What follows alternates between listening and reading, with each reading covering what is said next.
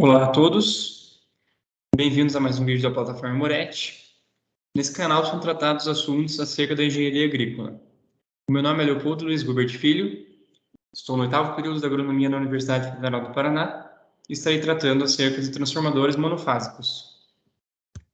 Uma breve introdução da nossa apresentação, darei uma rápida introdução acerca dos contextos históricos, tratarei alguns conceitos de funcionamentos e conceitos físicos, as aplicações no dia a dia e também um exercício de fixação.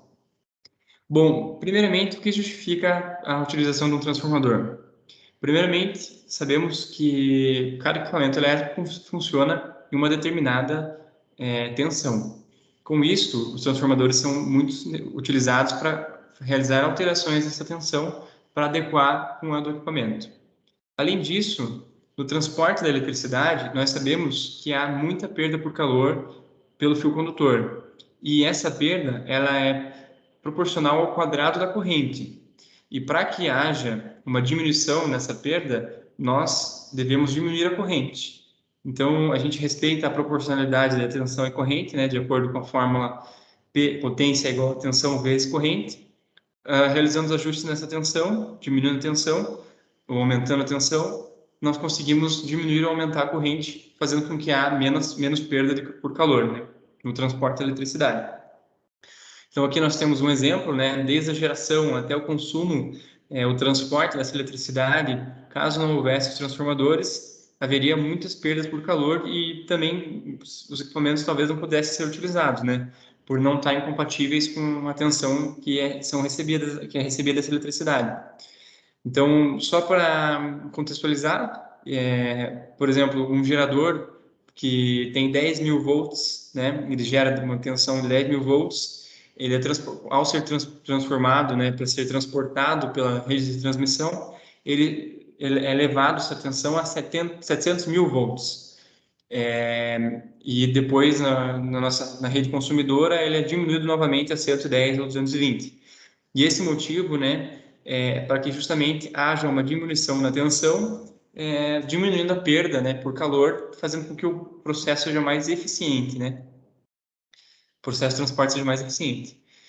Então, um contexto histórico acerca da utilização dos transformadores, né? Então, basicamente, em 1883 é onde houve o primeiro indício desse equipamento. Então, foi o Gallard e o Gibbs que idealizaram um equipamento que tinha mais ou menos que era desse formato e ele foi idealizado para executar esse tipo de trabalho, né?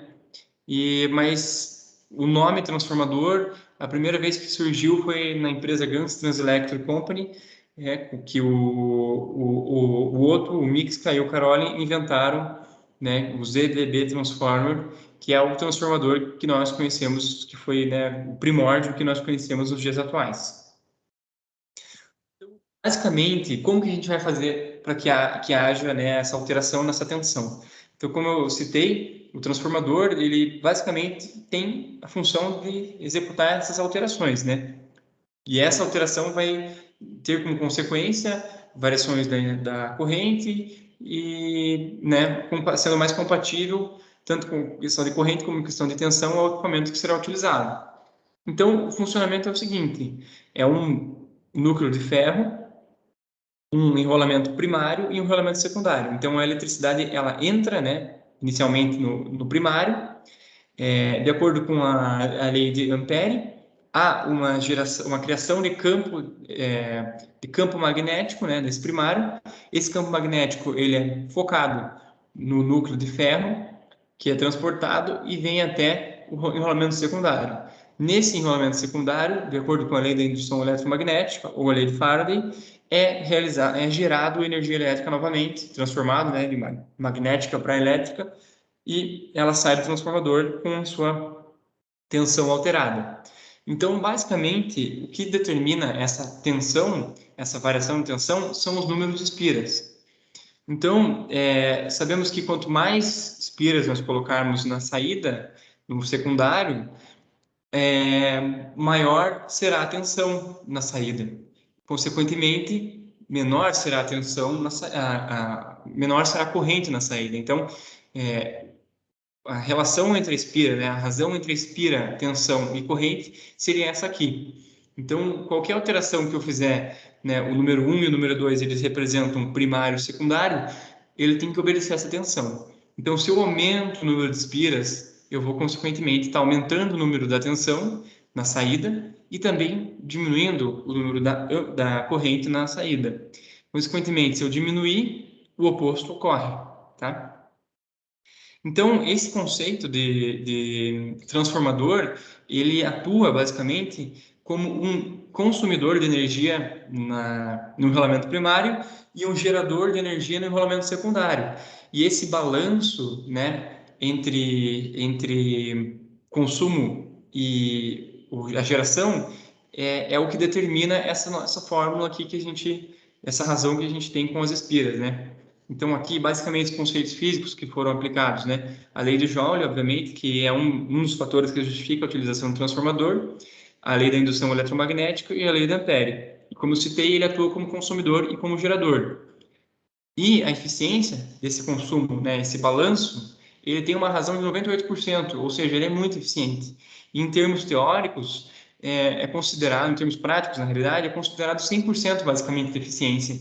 Por isso que nós obtemos essa razão, que consequentemente nos dá essa noção de espira relacionado com corrente e com tensão.